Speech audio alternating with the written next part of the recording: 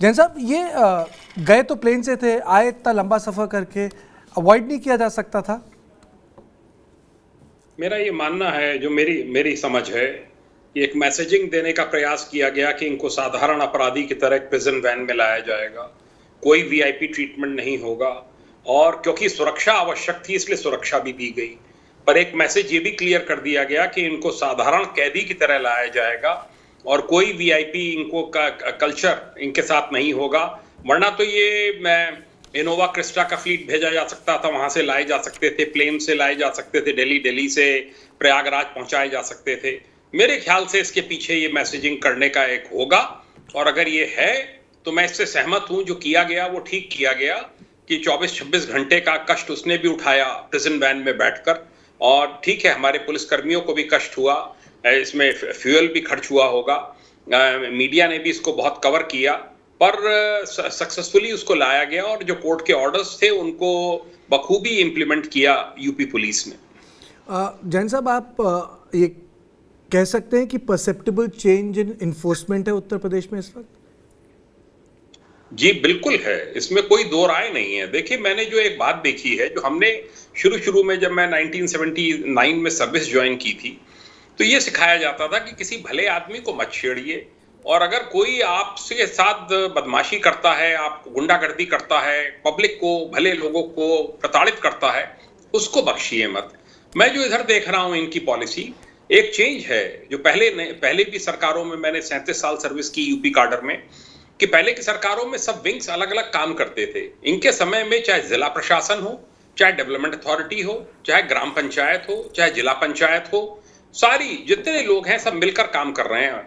अब जैसे आइडेंटिफाई की जा रही है प्रॉपर्टी प्रयागराज डेवलपमेंट अथॉरिटी के द्वारा, जो कि इनकी गुंडागर्दी की आड़ में बड़े बड़े महल खड़े कर दिए गए, 3-3 मंजिला मकान बना दिए गए, कोई नक्शा पास नहीं है, कभी अप्लाई नहीं किया।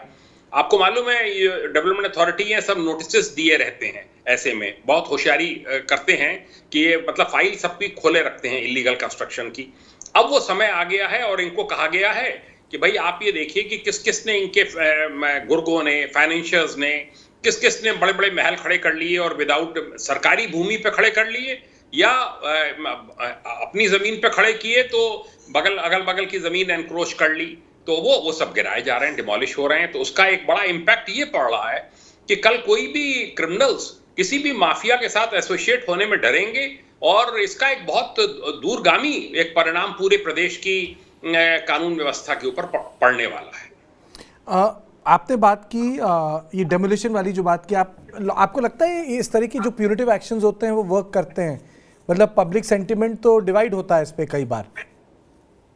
देखिए, पब्लिक सेंटिमेंट डिवाइड हो, मेरा ये मानना है कि जो जिसने इलीगल काम किया है, जिसने शूट आउट किया है, जिसने हमारे पुलिस के 2 गनर मार दिए हैं, उसके लिए किसी प्रकार की भी कोई सहानुभूति 1% भी नहीं होनी चाहिए।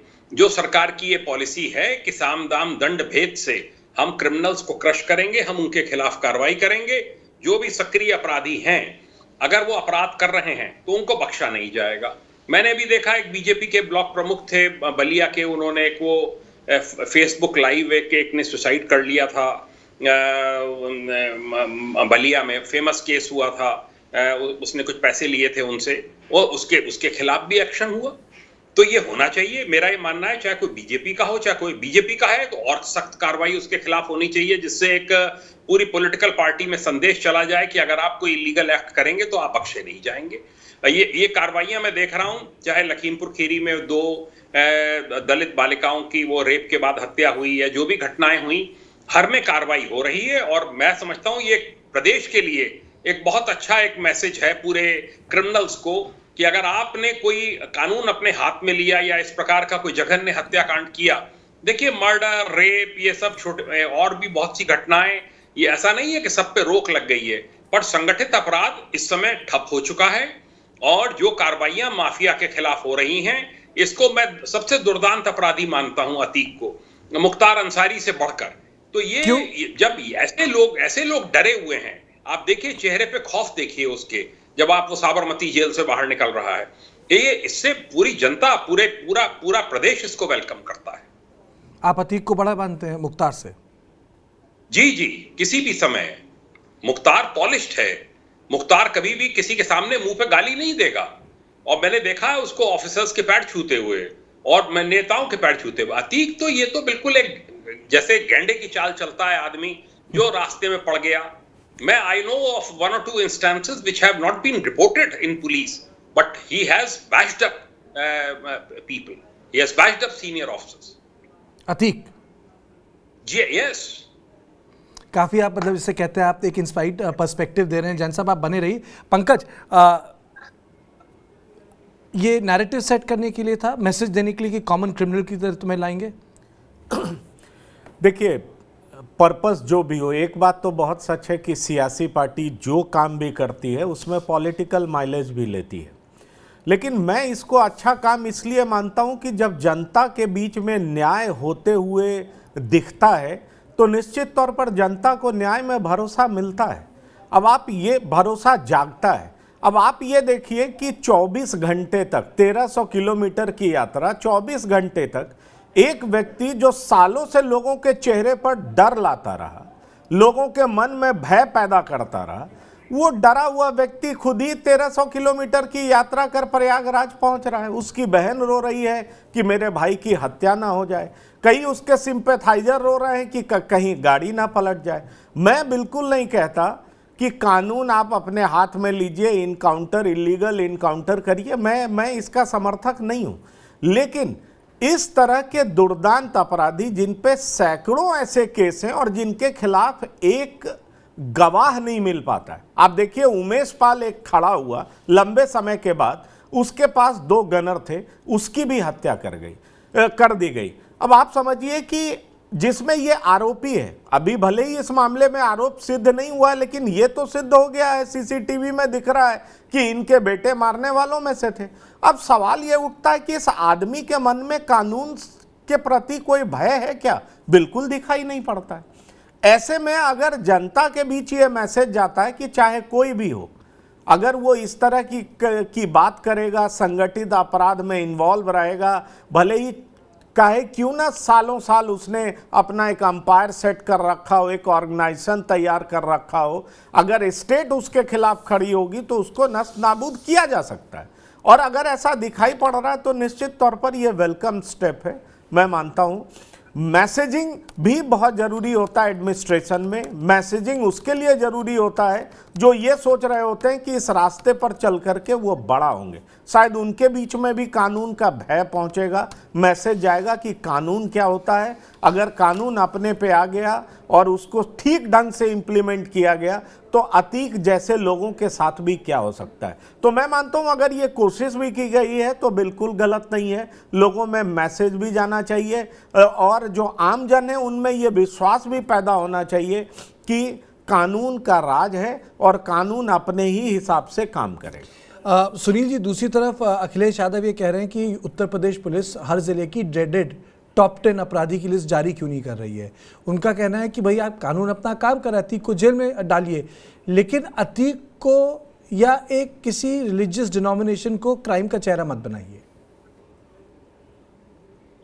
धन्यवाद कार्तिकेय जी। अखिलेश जी क्या कह रहे हैं कार्तिकेय जी? एक मिनट, ये सुनील जी के लिए था, उसके बाद मैं आपके पास आऊंगा कौशिक जी।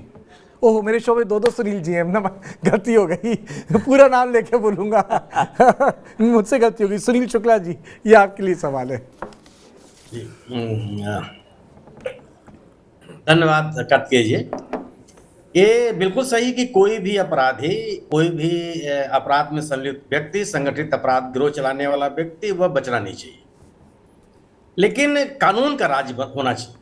अगर किसी के खिलाफ भी कोई भी कार्रवाई हो कानूनन, और बिल्कुल मैसेज जाना चाहिए। अगर आप अपराधी के साथ जो व्यवहार आप करते हैं, वह अगर आप व्यवहार करते हो, समाज में एक संदेश जाता है कि गैर कानूनी गतिविधियों में, अपराध की घटनाओं में शामिल व्यक्ति के खिलाफ उसका हश्र ही होना है, इससे कोई इनकार नहीं कर सकता। लेकिन अगर आप पिक एंड चूज की बात करते हैं तो उसका वह असर नहीं होता है जिस असर की हम आप अपेक्षा करते हैं। आप बिल्कुल, अगर अतीक का पूरा परिवार जो कहीं भी कुछ शामिल है उसको एकदम निस्तानाबूद कर देना चाहिए, लेकिन एक न्यायिक प्रक्रिया हो। अगर आप अदालती आदेश से अतीक को ला रहे हैं, बिल्कुल सही बात है, अदालत ने आदेश दिया, आप उनको लेके चले आ रहे हैं, और उसको कोर्ट में पेश कीजिए, कोर्ट उसको सजा देगी उसको, और जितना गंभीर से गंभीर हो सकती है उतनी उस तरह की सजा मिलनी चाहिए इन्हें। लेकिन ये जरूर है कि अगर आप कानून का भय, कानून के प्रति सम्मान पैदा करना चाहते हैं तो आपको पारदर्शी होना पड़ेगा, और ये होना पड़ेगा कि आप किसी के साथ नहीं, अपराधियों के खिलाफ हैं। एक कानून, अपराधियों को सजा देने की एक संस्थागत व्यवस्था आप डेवलप कर रहे हैं। बिल्कुल सही है कि जिन लोगों ने अतीक जैसे लोगों को संरक्षण दिया है उनके खिलाफ कार्रवाई होनी चाहिए। तो क्या केवल संरक्षण देने वाले लोग सिविल सोसाइटी के ही लोग हैं, सामान्य नागरिक हैं? उसमें पुलिस और प्रशासन के लोग नहीं है जिन्होंने इसको संरक्षण दिया है? और जब इसके खिलाफ कार्रवाई होनी चाहिए थी, लोगों ने कार्रवाई नहीं की। उनकी पहचान नहीं होनी चाहिए, उनके खिलाफ कार्रवाई नहीं होनी चाहिए। ये माने एक दो घटनाओं से आप इस तरह का माहौल नहीं बना सकते हैं। यह सही है कि अपनी कंस्टिट्यूंसी को आप एड्रेस कर लेंगे, समाज यदि सोच सकता है एक अच्छा संदेश जाएगा, इसे भी कोई बहस नहीं है। लेकिन यह जरूर है कि अगर उसका असर और ज्यादा व्यापक होगा, दीर्घकालिक होगा और समाज के सही वर्गों में पड़ेगा अगर आप अपराधियों को दंडित करने की एक संस्थागत व्यवस्था करते हैं। यह बहुत बड़ी घटना होगी, और निश्चित रूप से योगी सरकार की उपलब्धि है कि अगर उमेश पाल हत्या अपहरण कांड के मामले में न्यायालय तक की अंतिम प्रक्रिया पूरी हो रही है, एक जजमेंट सुनाया जा रहा है। अतीक के खिलाफ सैकड़ों मुकदमे हैं और किसी मुकदमे में इसको सजा नहीं हुई। कल क्या होगा वो तो अदालत जाए, लेकिन कम से कम सुनवाई की पूरी प्रक्रिया पूरी होगी। जितने लोगों को आना जाना था कोर्ट में, जो न्यायिक प्रक्रिया पूरी होनी थी वो पूरी कराई गई। यह एक अच्छी पहल है, और इस तरह की जो क्वेश्चन है वह ज्यादा दीर्घकालिक होती है। अगर अदालत से इसको सजा होती है फिर कोई कुछ नहीं कर सकता। लेकिन अगर आप किसी मामले में, बलात्कार के मामले में न्यायालय से सजा याफ्ता को आप बाहर करेंगे, उनका महिमा मंडन करेंगे, और किसी को आप ला करके अदालत और आप ये बताएंगे कि मैं अपराधियों के खिलाफ खड़ा हूं, तो वह संदेश नहीं जाता जिस संदेश की हम आप अपेक्षा करते हैं। इंतजामिया से उम्मीद की जाती है कि अपराधियों के खिलाफ बिना किसी भेदभाव, अगर अखिलेश यादव ये कह रहे हैं कि आप 10 खूंखार आतंकवादियों अपराधियों के नाम बताइए, तो क्या गुनाह कर रहे हैं और सरकार को क्यों नहीं बताना चाहिए? अगर जो कार्रवाई अतीक के खिलाफ हो रही है, जो कार्रवाई मुख्तार के खिलाफ होनी चाहिए हो रही है, वो सबके खिलाफ उस तरह कार्रवाई होनी चाहिए जिनके खिलाफ मुकदमे बंद है। वो मुकदमे क्यों ट्रांसफर हो जा रहे हैं? इस थाने से उस थाने, उस थाने से उस थाने, CBCID कौन कहाँ टलता है, मामला चल रहा है। 2005 में राजूपाल हत्याकांड हुई थी, और आज तक उसी की जो न्यायिक प्रक्रिया हो पूरी नहीं हो पाई। ये किसके ऊपर टिप्पणी है? क्या ये जो लोग इस व्यवस्था में शामिल हैं उनके ऊपर टिप्पणी नहीं है? योगी जी का बहुत बड़ा योगदान है, लेकिन एक बड़ा योगदान ये हो जाए कि अगर एक संस्थागत व्यवस्था डेवलप कर दें, एक ऐसी व्यवस्था डेवलप कर दें कि कुछ भी हो जाए व्यवस्था काम करेगी, जो सिस्टम है वो काम करेगा, और इस सिस्टम में जो कोई भी लापरवाही करेगा उसको सजा मिलेगी। आप जानिए कि उत्तर प्रदेश जैसे राज्य की तस्वीर बदल जाएगी। लेकिन आपको यह निश्चित रूप से किसी के प्रति भेदभाव नहीं होना चाहिए, और गंभीर से गंभीर अपराधी, मैं इस जिसे इसको सड़क मार्ग चलाया गया, मैं भी इस बात का समर्थन करता हूं। आपको लगता है कि भेदभाव है? बिल्कुल है। अगर कोई विपक्ष का नेता कहता है कि 10 अपराधियों का नाम बताइए, तो क्यों नहीं बता रहे हैं आप? क्या भेदभाव नहीं है? क्या और अपराधी नहीं है? जैन साहब इस प्रदेश के प्रतिष्ठित अधिकारी रहे हैं। क्या 2 ही अपराधी हैं इस प्रदेश में? अन्य जिलों में अन्य अपराधी नहीं है जिनके खिलाफ मुकदमा दर्ज है? उनके खिलाफ न्यायिक प्रक्रिया, उनकी जांच की स्थितियां क्या बनी हुई हैं? प्रश्न ये नहीं है ना। आप इस कार्रवाई का कोई विरोध नहीं कर सकता। ये बड़ी कार्रवाई है, और जिस तरीके से एक सामान्य अपराधी की तरह से इसको ट्रीट किया गया है, निश्चित रूप से इसके लिए राज्य सरकार बधाई की पात्र है। ठीक है, लेकिन इसका संदेश और जाकर आप सबके साथ इस तरह कार्रवाई करें। जी ठीक है, अब मैं जाना चाहूंगा सुनील कौशिक जी के पास। सुनील कौशिक जी, ठीक है, कार्रवाई हो रही है, पिछली सरकारों ने इस पर कार्रवाई क्यों नहीं की? नहीं, देखो, अतीक अहमद की बात करें, अंसारी की बात करें, तो ये ऐसा नहीं है कि 1-2 साल के पनपे हुए माफिया हैं। तमाम राजनीतिक दलों की सरकारें रही हैं, यानी संरक्षण रहा है। बिल्कुल रहा है। क्या बीजेपी की सरकार पहले नहीं रही है क्या? बीजेपी के मुख्यमंत्री को भी आपने देखा होगा कि सुपारी दी गई मारने की, और उस माफिया को खत्म किया गया। तो ऐसे माफिया तमाम हैं जब विभिन्न राजनीतिक दलों की सरकारें रही और संरक्षण रहा है। और ब्यूरोक्रेसी के बिना संरक्षण के मैं नहीं कह सकता ये लोग पनप सकते। राजनीतिक संरक्षण तो होता ही होता है, लेकिन बिना ब्यूरोक्रेसी के संरक्षण के, बिना ब्यूरोक्रेसी के रोड मैप के ये लोग आगे बढ़ ही नहीं सकते। उनको भी चिन्हित करने की आवश्यकता है। और ये जो शुक्ला साहब कर रहे थे, मैं बिल्कुल इनकी बात से सहमत हूं। क्या एक कॉकस काम कर रहा है? मुख्यमंत्री की इतनी दृढ़ इच्छा शक्ति के बावजूद भी अभी जेल में आपने देखा होगा, एक अपराधी की पत्नी जाती है बिना एंट्री के, 4-4 घंटे रहती है, और 4 घंटे रहने के बाद आप देखिए अब जेल से ही किसी व्यक्ति को धमकी दी जाती है। क्या वो अधिकारी संलिप्त पाए गए, गिरफ्तार हुए? लेकिन बहुत सारी ऐसी चीजें आपको देखने को मिलेगी। अतीक अहमद का तो मैंने ये देखा है, जैन साहब इस बात से सहमत होंगे कि ब्यूरोक्रेसी के तमाम अधिकारियों को मैंने बैठे हुए नहीं देखा उनके सामने, खड़े हो जाते थे, खुद आंखों से मैंने देखा है, और इस तरीके से प्रणाम करते हुए देखा है कि मैं क्या करूं कि शायद हो सकता है मुख्यमंत्री को इतना सम्मान मिलता हो। तो ऐसी स्थिति में क्या वो आका, चाहे अखिलेश यादव जी की सरकार रही हो, चाहे मायावती जी की रही हो, या चाहे पहले भारतीय जनता पार्टी की सरकार रही हो, मैं तो सबका मानता हूं। और निश्चित तौर से इसको मानिए कि एक आप बताइए, 2019 से साबरमती जेल में बंद है, उत्तर प्रदेश की सरकार अपील क्यों नहीं की सुप्रीम कोर्ट के आदेश के खिलाफ? क्या वास्तव में ऐसा माहौल था कि जो व्यक्ति गया और उसने ये कहा सुप्रीम कोर्ट में कि मुझे जान से खतरा है, और उत्तर प्रदेश की सरकार उसको संरक्षण नहीं दे पाई, और उससे बचाने के लिए एक अपराधी को दूसरे राज्य में शिफ्ट किया गया?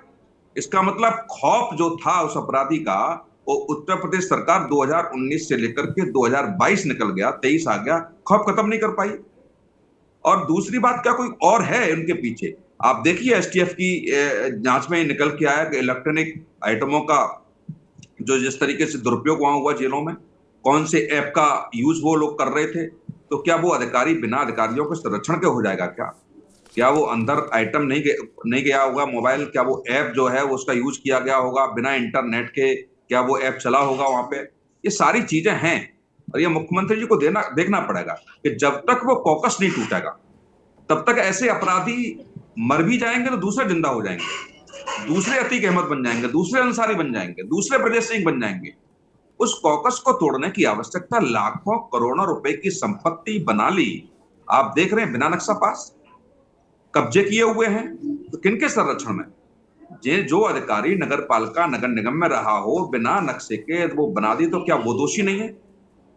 तो बहुत सारी ऐसी चीजें हैं जहां निश्चित तौर से यदि हम गहराई से जांच करेंगे तो सरकार के और पार्टी के तमाम नुमाइंदे भी मिलेंगे, और मैं तो मान सकता हूं कोई ना कोई ऐसा है जो मुख्यमंत्री से ऊपर भी उठ के काम कर रहा है अतीक अहमद को बचाने का।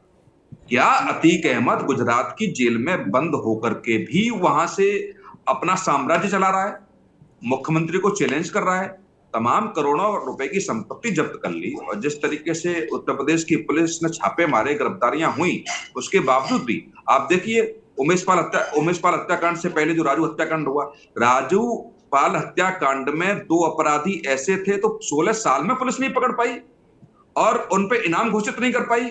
अब जाकर के इनाम घोषित उन लोगों पर हुआ है जहां 15 साल से 16 साल से लोग खुले घूम रहे हैं, जिनको जेल तक नहीं पहुंचाया गया।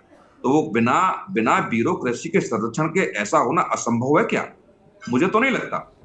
निश्चित तौर से उनको भी सरकार को चिन्हित करने की आवश्यकता है, और जब तक मेरा मानना है वो कॉकस खत्म नहीं होगा तब तक बेईमानी होगी न्याय दिलाने के संकल्प के लिए।